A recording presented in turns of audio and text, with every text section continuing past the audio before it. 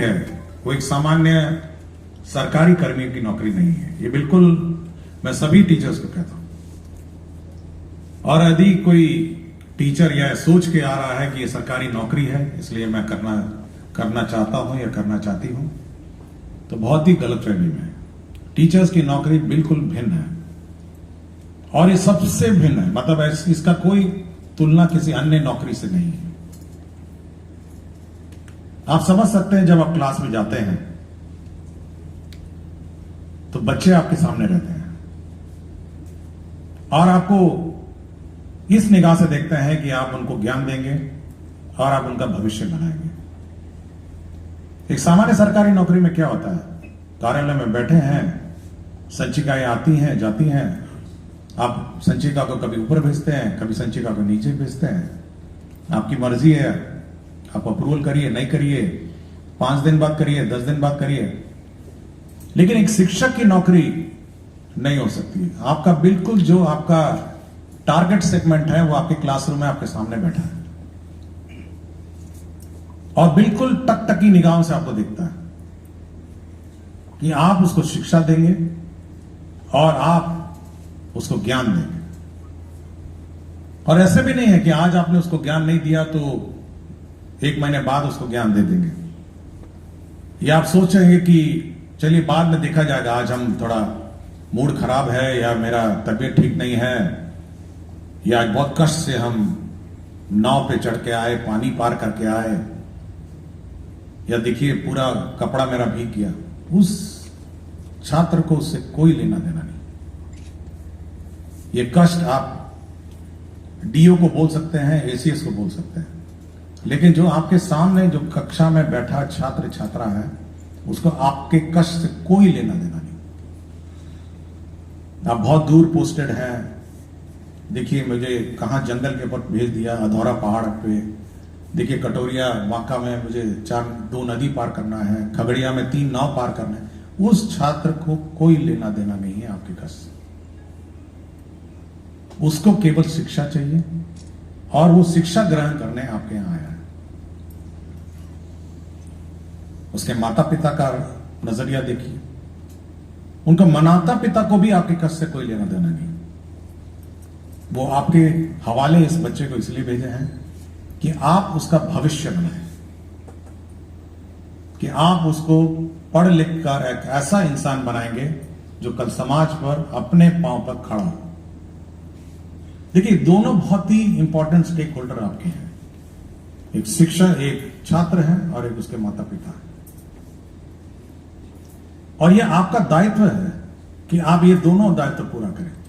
आपका कष्ट का दायित्व सरकार, department, DEO, BEO, DPM, DO, जो नाम दीजिए, डीपीओ स्थापना है, जो उसका काम है उसका पूरा करना। ये उसकी एफिशिएंसी पर निर्भर करता है कि वो कितना आपका कष्ट हरण करे। लेकिन जो टारगेट सेगमेंट है मेन, जो आपका छात्र है, वह आप पर निर्भर करता है कि आप उसको कैसे पढ़ाएं।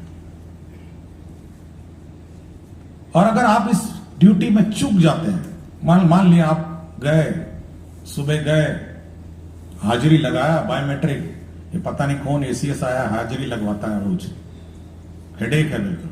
कुछ लोगों को बोलते उसमें सुना है मैंने, रोज देखिए 6:30 बजे हाजिरी लग जाता है और चेक भी करता है, बताइए वीडियो कॉल करके।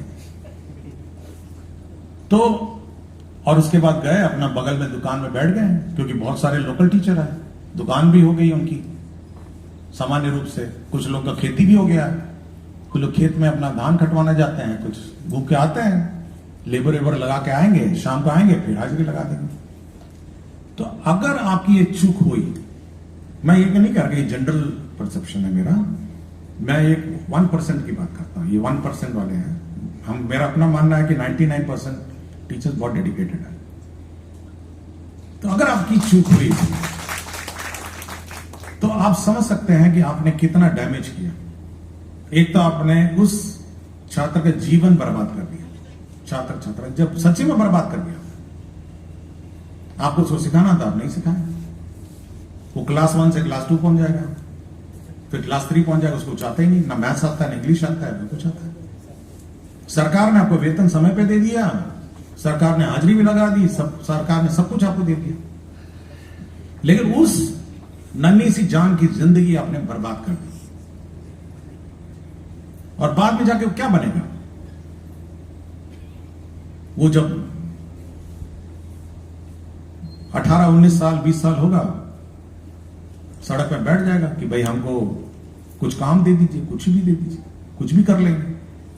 नहीं समझ में आ रहा है तो मुठ्ठी बांधेगा, ट्रेन में पकड़ेगा, बैठेगा, कहीं बम्बई दिल्ली चला जाएगा, जिसको हम प्लान बोलते हैं। तो भाई कहीं नौकरी मिल जाए, बर्तन धो दो, कुछ भी करूंगा मैं। इसकी पूर्ण रूप से जवाबदेही किसकी है बताइए? मतलब किसकी जवाबदेही है कि वो प्लान किया, उसको नौकरी नहीं हुआ, वो समाज में खड़ा नहीं हुआ अपने काम? क्या आप स्वास्थ्य विभाग को बोलेंगे? क्या आप पथ निर्माण विभाग को बोलेंगे? क्या आप बिजली विभाग को बोलेंगे?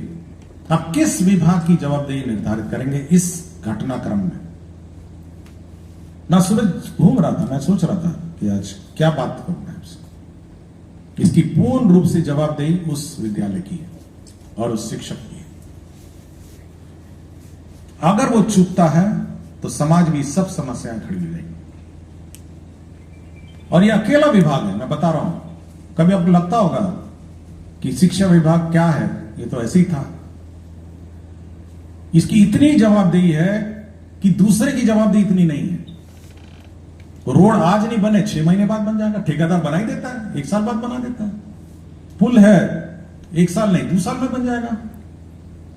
लेकिन क्या छात्र जो उस क्लास में है, अगर आज शिक्षा उसने ग्रहण